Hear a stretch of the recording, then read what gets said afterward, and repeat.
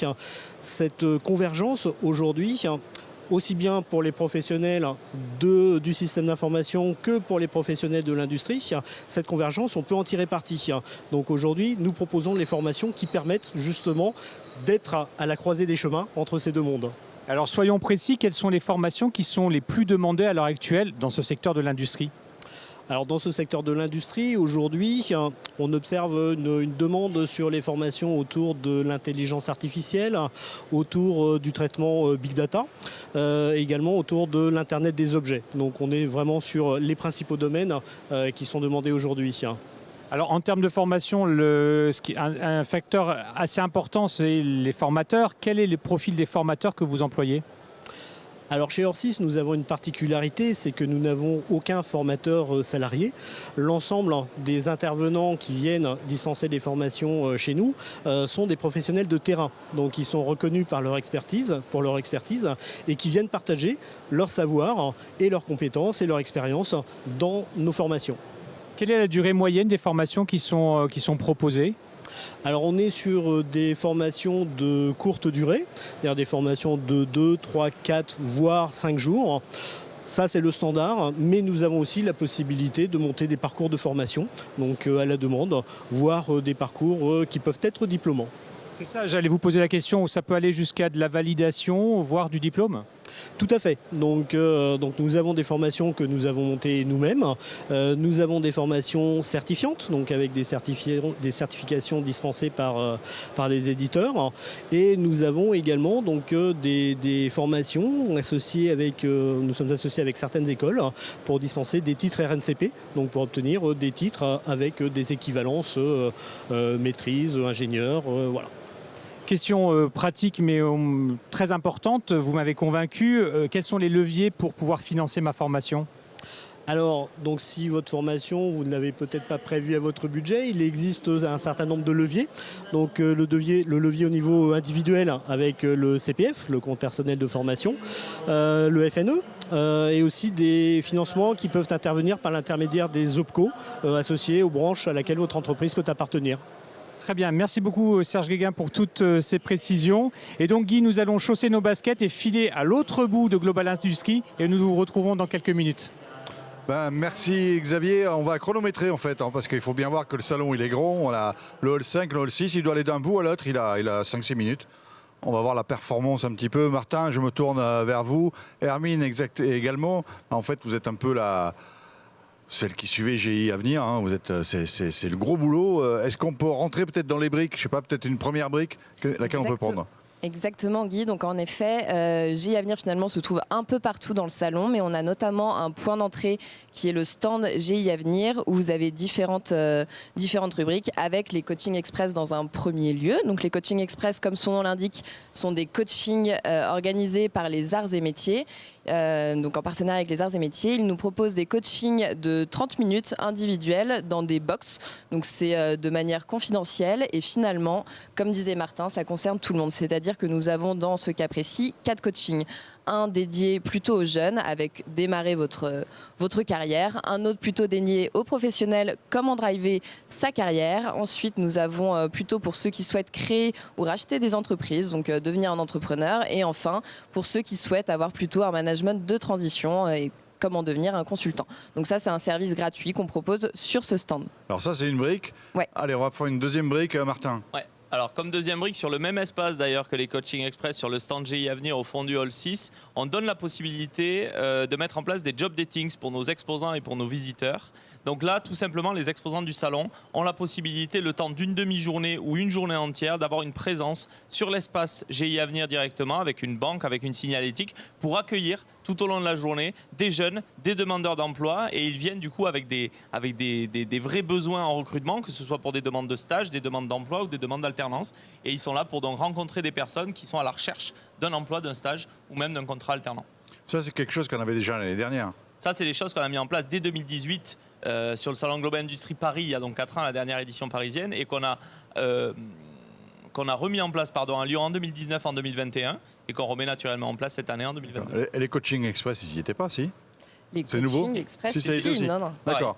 Ok, donc c'est des choses qui perdurent, des briques qui perdurent. Exactement. Allez, Et ce qui est apprécié également, c'est un mur de l'emploi où finalement vous avez la possibilité de déposer vos offres, mais également vos CV, inversement consulter les offres et CV en fonction de votre profil. À savoir qu'on propose également ce service en ligne. Donc nous avons une plateforme de recrutement auquel tout le monde a accès, où vous pouvez de la même manière déposer votre CV et déposer vos offres d'emploi et inversement tout consulter. Et ça, ce côté offre d'emploi, ça dure que pendant la durée du salon ou c'est des choses Alors qui c'est peuvent... en amont du salon. C'est en amont. Donc Oui. en amont du salon, En amont et pendant.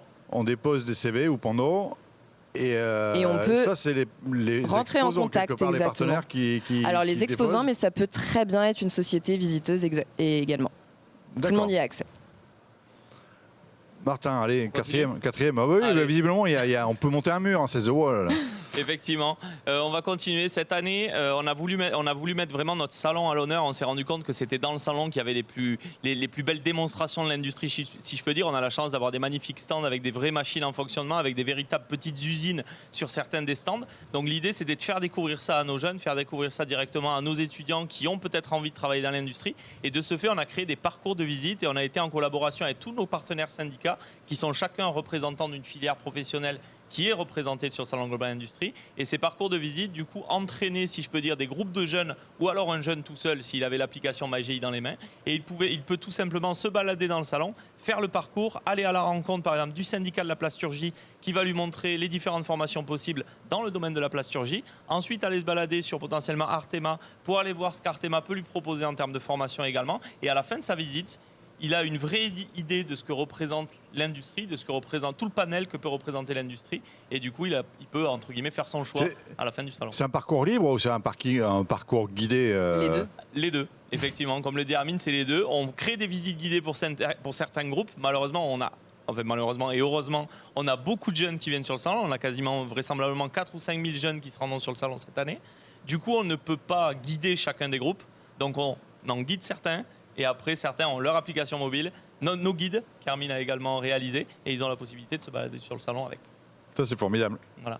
Autre brique. Qu'est-ce qu'on a en notre brique? On a les World Skills. Donc les World Skills, c'est un concours international. Nous avons notamment la finale cette année à Shanghai en fin d'année. Et nous avons la chance d'accueillir aujourd'hui l'équipe française des World Skills dans différents métiers. Donc il faut savoir que les World Skills, c'est énormément de métiers. Mais aujourd'hui, nous avons sur le salon, si je ne me trompe pas, la DAO, le fraisage. Pas avec des meuleuses parce que ça fait beaucoup de bruit sur le salon. Donc c'est du fraisage CAO, de la robotique, l'intégration robotique et de la robotique mobile.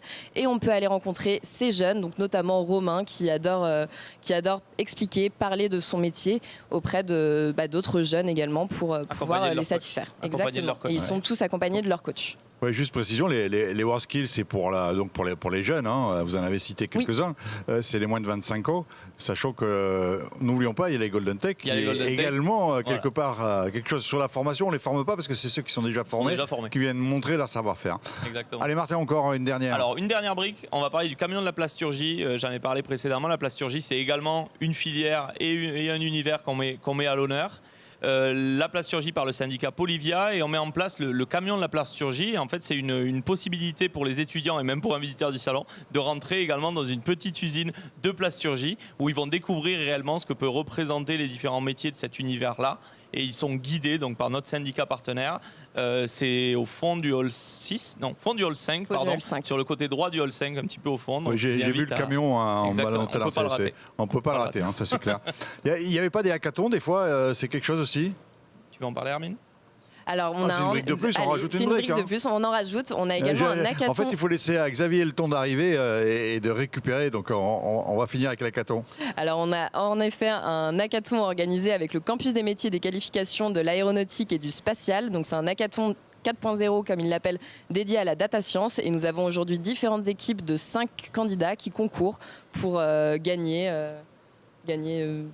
exactement. Donc nous avons des sessions avec différentes équipes, dont notamment une équipe féminine pour cette première édition pour représenter l'association Elle Bouge.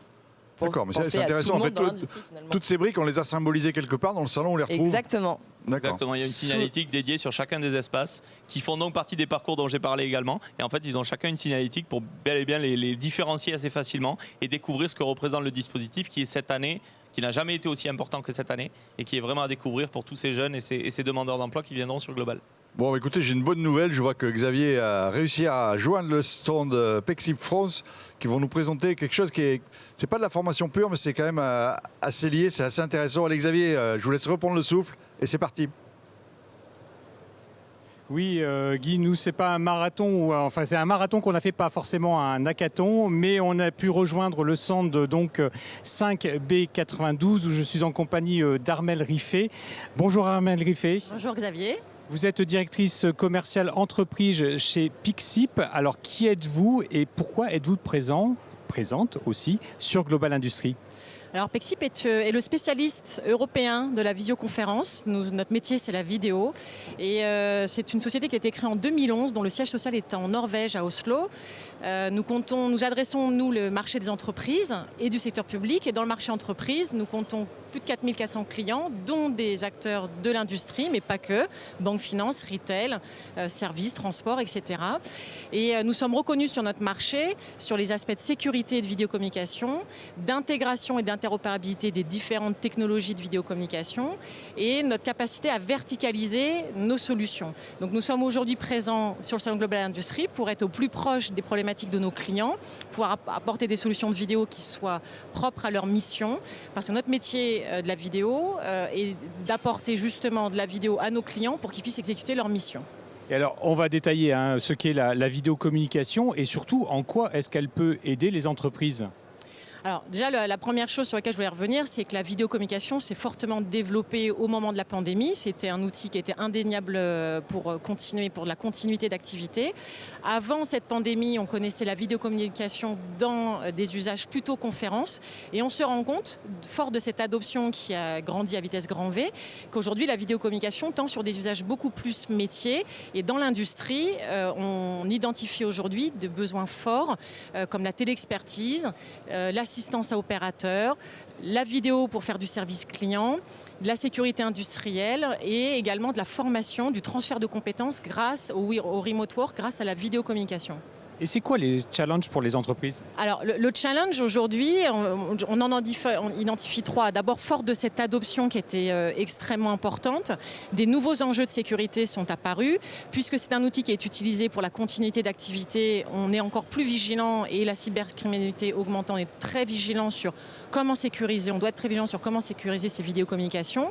La deuxième problématique auquel nos clients ont à faire face, c'est que dans des usages de vidéocommunication au sein des métiers, c'est comment on intègre cette vidéocommunication dans les processus métiers, dans les applications qui sont déjà en place et qui correspondent à des besoins vraiment métiers. Et la troisième difficulté, c'est que avec cette pandémie et cette adoption qui a été extrêmement forte, il y a multiples technologies et qu'on a des utilisateurs qui peuvent être aujourd'hui perdus dans l'interconnexion des différentes technologies, comment interconnecter la vidéoconférence de l'ancien monde, tel qu'on connaissait dans le monde de la conférence, avec des nouveaux outils de type Teams ou Google. Donc ça, ce sont trois grosses, on va dire, difficultés, challenges que les entreprises ont à relever pour faire en sorte de développer ces services de vidéocommunication. Et alors, en quoi Pexip est capable de les aider, ces entreprises, à développer ces supports de vidéocommunication? Alors Pexip, nous proposons, une plateforme de vidéocommunication qui va répondre à ces trois enjeux. Tout d'abord, sur le pilier de la sécurité, nous proposons une solution de vidéo qui est extrêmement sécurisée, qui répond à un certain nombre de certifications dans différents pays européens, mais pas que. Il faut savoir que, même si on n'est pas dans le monde de l'industrie, une téléconsultation sur 2 aux États-Unis est réalisée grâce à du Pexip, ce qui effectivement signifie qu'on a un niveau de certification et de sécurité sur ces domaines-là qui est extrêmement fort, qu'on peut appliquer très facilement à l'industrie. Ces solutions, cette plateforme, elle est déployable en mode SaaS, donc facilement déployable, mais également en self-hosted. Et pourquoi je le dis, c'est qu'en self-hosted, nous avons une certification ANSI qui vont permettre à des acteurs de l'industrie d'être rassurés sur la confidentialité des réunions vidéo et également sur la sécurité des données qui sont transportées. Cette plateforme, elle propose aussi des intégrations extrêmement poussées de notre outil vidéo dans des applications métiers. Donc on va proposer des API, des plugins, de sorte à pouvoir personnaliser aux couleurs de l'entreprise, mais également venir configurer des fonctionnalités précises comme la transcription, comme l'enregistrement, comme la traduction, tout un tas de fonctionnalités qui peuvent être importantes dans un métier, un peu moins dans l'autre, mais on va avoir une solution qui est complètement pâte à modeler, si on peut le dire comme ça, pour coller au plus près des métiers de nos clients. On a par exemple des usages dans ce domaine qui vont être la possibilité d'intégrer des lunettes connectées avec la vidéo dans un outil applicatif vraiment métier. Et la troisième... Et je terminerai là-dessus, la capacité d'offrir à nos clients la capacité d'intégrer, d'interopérer les différentes solutions du marché de vidéo, Teams, avec les anciennes salles de vidéo. Merci Armel Riffet pour ces détails. Et voilà Guy, vous en connaissez un petit peu plus sur la vidéocommunication. C'est à vous.